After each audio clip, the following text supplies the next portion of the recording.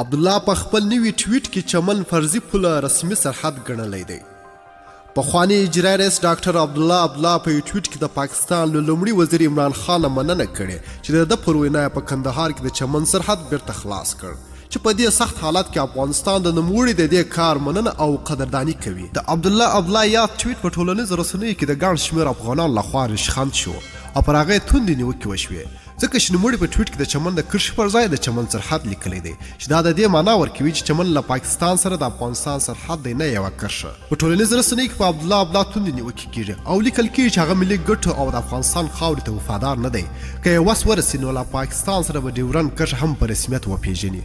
په ټولنیزو رسنیو کې ګڼ کسانو دا هم لیکلي دي چې عبدالله په ټاکنو کې تر ناکامېدو وروسته غواړي چې د پاکستاني او ایراني چارواکو ته ځان نږدې کړي او د دې کار لپاره نوموړي هر ډول چارې ترسره کوي، حتی د ملي ارزښتونو پایمالولو ته هم چمتو دی، خو چې د پاکستاني او ایراني چارواکو باور لاسته راوړي. د ټولنیزو رسنیو په ځانګړي توګه د فیسبوک کارکونکي لیکلي چې عبدالله لومړنی هغه کس شو چې د افغاني جغرافیې په حق تر ټولو بې مورده او بې بنسټه څرګندونې وکړې او د یوې فرضي کرښې په اړه یې داسې دریځ ښکاره کړ چې ګڼې دا کرښه په رسمیت پیژندل شوې او اوس د پاکستان او افغانستان ګډه پوله یادېږي.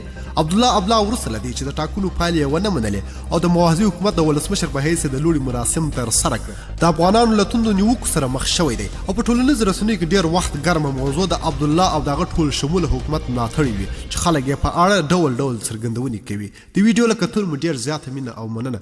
که مو دغه ویډیو خوښه سوي حتما یې درسره لایک او شیر کړئ. د لا ښایسته او په زړه پورې مطالبو لپاره زموږ چینل حتما سبسکرایب کړئ. تر بیا او بلې ویډیو د الله په امان.